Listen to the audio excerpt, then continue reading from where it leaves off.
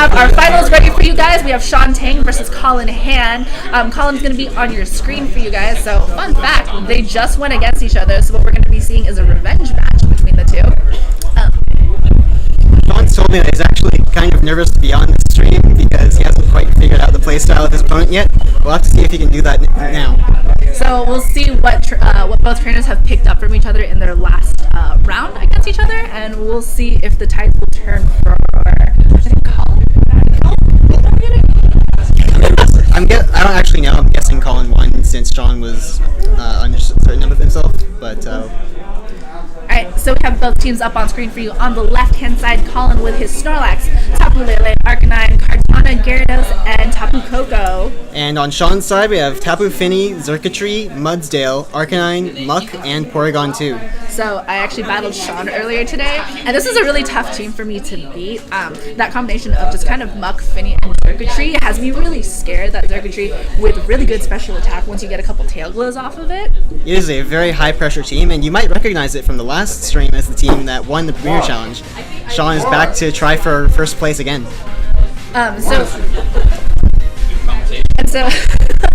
So on Collin's side, that Kartana, though, can really threaten that Tapu Fini. Kartana being super high attack, and so we see Collin locking in his team right now. So, I don't know. What do you think about this matchup? Well, the Xurkitree is definitely something Collin is going to have to try and control. His Snorlax is going to be good for that. I assume it has high horsepower. But the other ways he could deal with it are Tapu Lele's Psychium Z, if he can prevent Muck from switching in on it, and we are in. Cool. I do like the Gyarados as an Intimidator. It's been kind of fun. I've never played Moxie before, and lost against that. So. Yeah, Gyarados is a good Pokemon, and Intimidate should be helpful here if Collin can find the opportunity to bring it in. Alright, especially against like that Arcanine, like the Arcanine and the Gyarados being intimidated on the team. So we see Porygon 2 and Tapu Fini coming out on Shawn's side. And Tapu Koko and Arcanine on Collin's.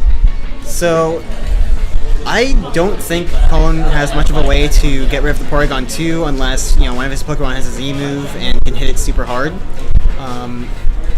Shawn is almost just free to protect Tapu Fini and set up Trick Room. I think Shawn kind of has like the upper hand on this side because, like you said, that Porygon 2 can really take a lot of really good hits, and that Tapu Fini, most of them run really bulkily. So even and with the train being on Fini's side, that Koko and the Arcanine would have to double up on it, leaving Shawn to do a lot of things with that Porygon. And he probably will do a lot with that Porygon. Collin really needs to pay attention to this. Because once Trick Room's up, Shawn has Xurkitree, Shawn has Mudsdale, Shawn has Muck. So it'll be interesting to see how this pans out. I think Collin's going to really have to focus on that Porygon, try to keep it from getting anything off, really, like to kind of... Collin's going to have to focus on Shawn's Porygon to kind of control this battle. And Tapu Fini is going for the Protect. Will we see the Trick Room? Well, first we have to get through Thunderbolt from Tapu Koko and a Flare Blitz from Arcanine. Alright, so Collin reading that really well from Shawn's side, like knowing that Shawn's going to practice Fini and trying to knock down that Porygon 2 a little bit. Yeah, he's done as much damage as he can, but Porygon 2 is still above half health, and Collin really doesn't have a way to follow up on that outside of Extreme Speed, which really won't do that much damage. But I don't think Collin wasted his turn because he read correctly that Fini was going to protect, and so he managed to get some damage on that Porygon. And it's better than going into the protect for that Fini. Yeah, doing any damage you can is always better than a dead turn. I feel like leaving Tapu Koko out here might not have been the greatest idea, although he can now protect before he switches to another Pokemon to stall out Trick Room. And Arcanine, it can probably take a Muddy Water. But if it gets doubled up on by Porygon 2 and Fini, that could be a problem. And I think Collin's really going to have to just kind of figure out how to handle Trick Room, like you said, because it is up right now, and Koko and Arcanine are really fast Pokemon. And Shawn's just kind of got the upper hand right now, managing to get that Trick Room off. Porygon 2's just been one of those Pokemon that... Timer is counting down, and what will we see from Collin? It looks like he might have timed out. Return from Porygon 2 going into Tapu Koko, that does a clean, almost 50%. Yeah, really nice damage on there. And Muddy Water hits both of them, so no switch outs on Collin's side. Yeah, the last thing we saw before the timer ran out was Arcanine's move being selected, so he might have just timed out, although, if he had tried to switch Koko, we would have seen that. Porygon 2 is getting dangerously low, could be finished off by an Extreme Speed if he gets enough damage. There's a Z move coming in from Shawn. I think Collin is actually getting his Tapu Koko's Gigavolt Havoc into the game here. Presumably targeting down Tapu Fini. That should KO, I would think, right? We don't have the train, but it should probably because it is a Z move. And I don't think we've seen any sort of combines from that Fini. We don't know the exact build. Yeah, there it goes. So, nice job. Yeah, good turn for Collin. He's still got both of his opening Pokemon up. He can protect to stall a turn of Trick Room if he wants to. Porygon 2 is at low health, so he could try to capitalize on that, but I would guess we're going to see something like Muck or Mudsdale now. But it wasn't a bad turn for Shawn either, because Muddy Water did connect for both Pokemon, and it got the accuracy drop on that Arcanine, which could play out. I missed that, yeah. That's always fun. So, there we see that Xurkitree. So, yeah, Xurkitree, this is its time to shine, because there's 2 weakened Pokemon that it can pick off here. Unless he's got Dazzling Gleam, which I don't think he does. He just has to pick correctly, and he could get a Beast Boost real quick here. Well, and that Porygon 2 is in a position to be able to recover and stall out some more. So this Coco and this Arcanine are going to have to really kind of just choose their battles right now. That Xurkitree, like you said, can possibly be carrying a spread move against this Coco and this Arcanine. And Collin's going to have to like rethink his strategy, I think. I mean, Shawn might be down one Pokemon, but I think he's still in a really good position to kind of like take this battle. And both trainers are really taking their time in this battle. We've seen a lot of long move selections here. Porygon 2 comes out for Muck. Well, and I think the reason they're taking their time is, like we've said, they have battled each other last round, so this is them going against each other, battle after battle after battle, so it's just a mind game for them at this point. Oh, yeah. They have to take as much time as they can to figure out who's doing what here. And Xurkitree gets a Beast Boost from that Arcanine KO. Yeah, so Shawn choosing a really good Pokemon to go into and getting that Muck switch in for free, which is really nice because now his Porygon is still protected, but now that Coco is just kind of hanging on. Yeah, honestly, Porygon 2 isn't really going to be doing much for Shawn. Did it get a recover? I don't believe it did. It switched out for that Muck. It's still like ready to get knocked out by anything with a stray spread move. So we've got Gyarados in from Collin's side now, dropping Muck's attack. But with Tapu Koko so low and Xurkitree on the field, I don't think that's going to do a whole lot for him. And Xurkitree's already got that Beast Boost on it too, so it's kind of scaring down that special attack department. Yeah, I think he's just going to be trying to stall out Trick Room now as best he can and see if he can get rid of Xurkitree on the following turn. And I think Shawn's just, again, like he's in a really good position. He managed to get that Muck in for free. That Tapu Koko wasted that Protect that turn, so I think Shawn can really capitalize on it unless Collin decides to switch it out. So we see that Porygon 2 coming in again, protecting that Muck most likely. Yeah, and if he can, use, say, the last turn of Trick Room to recover, he'll get it usable again. Oh, there's Tapu Lele in the background. So now we're going to get Psychic Terrain up on the field. So if I was Shawn, I think it would go into that Gyarados, but it's a good prediction on Collin's side. Yeah, I think the Gyarados protecting is not a big surprise, and as we can see, Shawn predicted that and Thunderbolted into the Tapu Lele, almost knocking it out in one shot. Oh, that +1 makes such a world of difference, and I think Trick Room is still up, so that Porygon can be going first next turn. Can either pick up any, like a KO on Lele or get some damage on that Gyarados. Yeah, I think we're going to be on the last or second to last turn of Trick Room now, if I'm not mistaken. So Porygon 2 really needs to recover its health, and it should be able to cleanly because Gyarados just protected. Tapu Lele kind of needs to protect or switch in order to stall at Trick Room. Xurkitree is just really raring to go here, and all of the the spotlight is on Xurkitree, really. Well, that Xurkitree is the Pokemon that you're going to try to take down, but Collin can't do anything because of the fact that that Trick Room is up. And getting in the electric terrain again for that Xurkitree, which was seen use Thunderbolts, like going for the, was that a second protect? Oh, we got the second protect off. 2 protects in a row. I don't see that often, but when it does come out, it's pretty big. So Tapu Koko finally going down to return from Porygon 2. I think I really like that from Collin because now that Lele's going to be out for sure, and that electric terrain won't be coming back, so Xurkitree won't be getting that benefit later in the couple more turns. Yeah, Collin's in position here to finally get rid of that Xurkitree. It can protect now, which I would guess Shawn is going to protect it, but as we've been mentioning before, they've been playing each other earlier, and it's really just. It's kind of a mind drain, I think, playing the same person like. Oh yeah, because say they went 3 games perhaps. they already have had a lot of time to try and get into each other's heads, and now it's just even more intense. And so I think Collin's going to have to try to figure out what he learned from that last round and from this match, because Shawn did play really well in that circuitry. Getting that beast boost was really important early on. Shawn is still 3 Pokemon up, although that might change soon now that Porygon 2 is so low on health and Trick Room has expired. Right. But, Collin's back is really against the wall here, and if he can take out the circuitry, that'll alleviate a lot of pressure, but we've still got Muck in the back. Protecting his circuitry on this turn. That's actually really interesting to me. Oh, right, because the Lele's faster. So the waterfall going into that. Oh, the Porygon. Alright, so nice call on Collin side. Getting the critical hit, which probably didn't matter. It was really low. So now we have that Muck, and that Porygon wasn't able to get another trigger in that, which I think might be able to change the battle in Collin's favor. It's certainly good for Collin. Neither Tapu Lele nor Gyarados can really deal with Muck that well, especially with circuitry still on the field.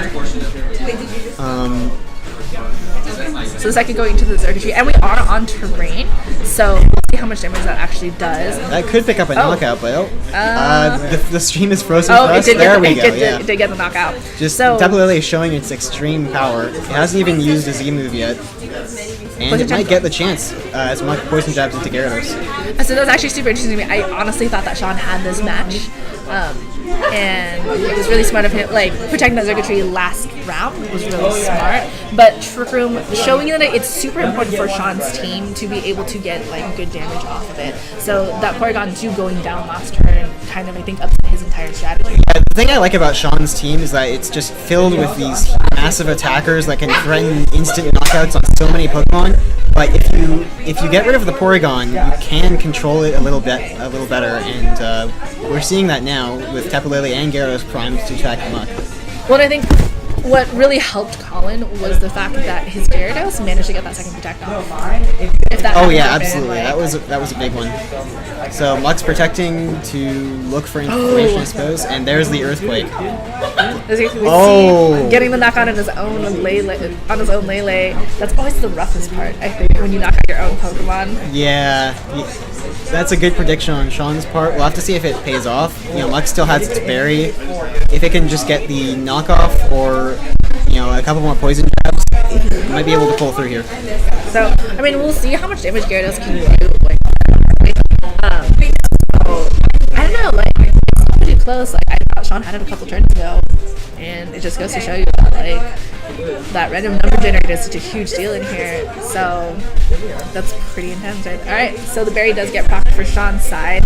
We'll see poison jabs into this Gyarados. There you go. I don't know if we just got left here. And I think this is one of the most stressful types of games to have. Oh, and it gets the poison. Oh man.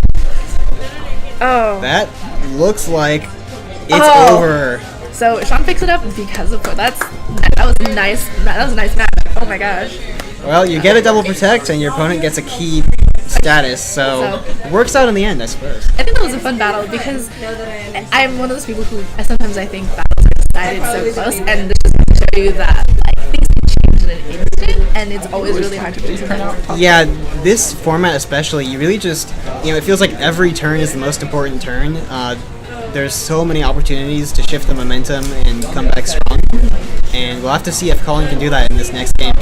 I'm trying to think what Collin maybe could have done differently, and I think he played really well. The best he could against, seeing that Porygon 2 on screen. Honestly though, unless his Snorlax doesn't have high horsepower, I think it was probably a mistake on his part to leave it behind, because as you can see, we've got Arcanine and Circuitry and Muck. With Circuitry and Muck being so central to Shawn's team, having a way to get rid of them would have been really useful. And that's a good point, because I think that would make Shawn less likely to want to use Trick Room, because it could benefit Collin's team a little bit more because of that Snorlax. Now, if say the Mudsdale had close combat, or because we're somewhat in the dark about what they know about each other, because they have played before. Mm-hmm. And maybe that's why Collin didn't bring the Snorlax, is because he's tried it before against Shawn and, didn't have the results that he wanted. And I think having this as another round for them is one of those, what did he do before and what can I try to do this time? and we don't know what type of combinations they've used against each other already. And I think, based on what we've seen, I think Collin made the best choices he could. Yeah, and he seems to have made his choice for this game, as we're still waiting on Shawn to lock in his Pokemon. See, and I think that's the hard part, because it is a mind game. Like, this type of team preview and then going against each other so consistently. It's one of those, like, what do I expect from my opponent instead? It's hard, because this is match 2, and if Shawn gets it, he goes on to the next round. Yeah, so really, he can take all the time he wants, because he's got the advantage here.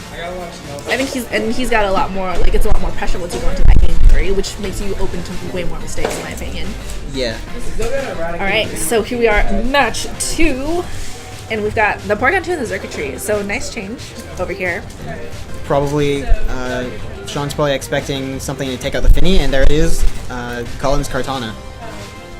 So both sides have some changes in there. I actually really like Kartana. I think it's a fun Pokemon to use. Yeah. It's adorable. It's a heavy hitter. It's one of those Pokemon that if you get the damage that you need from it, it's done its job and you can let it go. And it does lots of damage, but Collin's still in somewhat of an iffy position here. Porygon 2 is probably going to go for Trick Room, and even with Kartana's Sacred Sword, I don't think Collin can take the knockout. He might have Titanium Z, in which case he could just go for it and try to take out the Porygon 2 in one shot. But, if he guesses wrong and Shawn switches, or really, if either of them guess wrong, this could be anyone's game. Right, and Helping Hand Arcanine, so we might see something like a Sacred Sword coming out against Shawn's. Oh, so could you go for the attack? Yeah, Shawn's just trying to set up Trick Room again, as with last game. And here comes the Sacred Sword. I don't think it'll be enough, do you? Apparently, no. You were right, so it isn't enough. Just barely. And I think that's hard because, like, Helping Hand usually gives you enough damage output for this type of Pokemon, but Porygon is built so bulky in a way to help benefit, like, getting that Trick Room set up. And, like, that Xurkitree didn't take any damage, and I'm not sure if Shawn had seen that Helping Hand Arcanine before, because he was in a position to probably get, like, a Tail Glow or something up out of Xurkitree. I don't think his Xurkitree actually has Tail Glow, but now we see Kartana detecting, just trying to buy a little time. Porygon 2 is using Recover, and we'll have to see what Arcanine and... here comes the Gigavolt Havoc from Shawn's Xurkitree. This will be a big attack. And so I think Shawn was smart, I guess, last round protecting that Xurkitree to be able to get this off. So... yeah, he's probably going for the Arcanine because, when you take away Kartana's speed, it really can't do much. And as we can see, it is going for the Arcanine. Will it KO?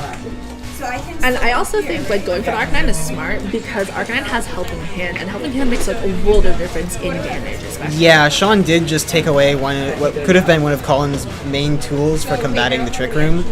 With Kartana out and Arcanine down, Collin's switching ability has been limited significantly, and Xurkitree is almost ready to just clean up from here. And Shawn has that Beast Boost again, and that's super important. That 1 or 2 stages of attack against other Pokemon makes a lot of difference on there. So we have Electric Terrain coming out, which interesting choice because Shawn does have the Xurkitree out, and it has Thunderbolt and with a +1 special attack, and getting that Electric Terrain boost, Collin's helping Shawn a little bit, I think. Yeah, and that's just one of the scary things about Xurkitree, because not only, I'd say it is typically a bit harder to knock out than Tapu Koko, but you have the extra pressure of knowing that if it takes a knockout, it gets out of control really fast, and if you have Tapu Koko on your team, you're going to be setting Electric Terrain for it at some point. Well, and the Kartana used to attack last turn. Yeah, he has to switch out or get brought down to Sash, or even knocked out if he's not carrying it from Sash. And there's not a whole lot he can switch in right here, I don't think. Right. So the Ice Beam coming in from Shawn's side into the Kartana. Getting it down to 3 HP. Wow. Nice. And so Shawn just going into that Kartana, knowing that attack didn't already went through last turn. So really good call on Shawn's side. Getting a +2 on that Xurkitree, that's insanely important. Another Gigavolt Havoc. Yeah, this time from Collin's Tapu Koko, trying to bring the momentum back into his favor. He might be going for the Porygon 2, maybe the Xurkitree even, but I don't think he's going to be able to take a knockout on either one. But if he could pick up a knockout on that circuitry, that would be a big thing for Collin. So, because we are going to watch the terrain, and it does get it. Oh, yes. Nice. All right, I stand corrected. A critical hit. Oh my gosh. So Collin breathing a sigh of relief over to our side. I just looked over and that was definitely something that he wanted. Well, when you have two, almost evenly matched opponents, the little things like critical hits, extra protects, status really inflictions, matter. those change the game a lot. Alright, so now we've got that Gyarados and that Tapu Koko coming out for Collin, and then Shawn showing us that Muck again. So that Muck getting that status condition on that Gyarados last turn, which was like super important. Yeah, I'm sure Gyarados is looking to even the score this time. So the question is, will that Gyarados be using Earthquake again? And will we see that? Because it does do a lot of damage to Muck and can do some damage to that Porygon. Because Shawn still has that one more Pokemon in the back. Yeah, Shawn's Porygon 2 actually doesn't have Thunderbolt, so Gyarados is in a pretty good position here to just Earthquake while Tapu Koko protects to stop Trick Room. Mm-hmm. And Shawn, I think, having to consider that Trick Room is almost out. Gyarados protects, actually. And we'll have to see. Oh, Ice Beam going into that Gyarados, so nice. So I think what Collin is doing here is gambling on Shawn predicting him to protect his Tapu Koko. Well, okay, that and oh, it got the poison again. Oh man! But it's still standing. Oh, nice. Okay, he's using Nature's Madness to take down Porygon 2 to a bit more manageable size. But that poison is going to be ticking away really quick. Tapu Koko should faint next turn. Right. And this puts him in an awkward spot with Trick Room, I believe, still going. So we might actually see that Earthquake from Gyarados because that Koko is like a little bit of dead weight, possibly. Or it might be protecting, because either way, I think Koko is out next turn. This is true. So, and that's actually like, that's just right. bad luck. No protects this time. Porygon 2 uses Ice Beam on Gyarados. And it gets the frozen! Oh my god! This is really bad luck on Collin's side. Oh. Yeah, this has been an interesting set so far. Oh, we got thawed out. Wow. Yeah. All right. There we go. Happens sometimes too. Just there to give you the heart attack. But this is really showcasing how volatile this game can be. Like, Tapu Koko's even still on the field using Thunder on Muck. And connecting with it. I'm sorry. That, outside of rain. Man, getting that frozen too, though, on top of the poison, like, good on Collin for having like that luck to have it thaw out this turn. Yeah, and that was he had a 70% chance to hit, and he took ridiculous. it. So Muck's berry is gone now. Gyarados is at +1, and Trick Room has expired. So Collin's kind of looking to make a big comeback here. Oh, I will say this: I did like that Collin's Tapu Koko had Nature's Madness. Yeah, that's not something you see that often on Tapu Koko. They usually go for straight attacking sets, but occasionally you do see more of a utility-focused Koko with. Well, I was going to say like Sky Drop and Assault Vest and Nature's Madness, but I believe Nature's Madness is a status move, so that would imply that Collin's Koko does not have. Well, like what the nice thing about like Nature's Madness is it bypasses any sort of like stat drop on it. So if his Koko had gotten intimidated or something like that, like it wouldn't have mattered because Nature's Madness cuts your HP like in half. Yeah, it does kind of save you from the odd Moonblast special attack reduction, but. Really, it's good for just softening up. Oh my gosh! That Porygon holding on to that waterfall with like 1 HP, and here comes another poison jab. And I think it's gonna pick up the KO for Shawn, and giving this round so to Shawn. Close. And it was an exciting battle, though. Man, getting that double poison from the poison jab, and then getting the frozen, like. Luck was on Shawn's side, I think, a little bit with those status effects. But good on Collin. He did a really good job, I think. Doing that Gigavolt Havoc on that Xurkitree and getting that KO, like that Xurkitree was the biggest threat on that field with that +2, and he got rid of it so easily. Yeah, but too little, too late. Shawn was like even without a lot of the silly stuff that happened, Shawn was in control of a lot of both of those games. I mean, it just shows you like turn 1 can be really important because he got that Trick Room up and he made the best use out of it. Oh, absolutely. Yeah, I think part of Collin's loss here was just that he wasn't very well equipped to take on Porygon 2's Trick Room, and he never brought Snorlax, which makes me think that Shawn's Mudsdale must have close combat. Or maybe it was suffering from Muck's knockoff in a previous round. but it was It was a good match and a round from both of them, and we'll see you guys for the next matchup in the PC finals today. Thank you. That's it for top.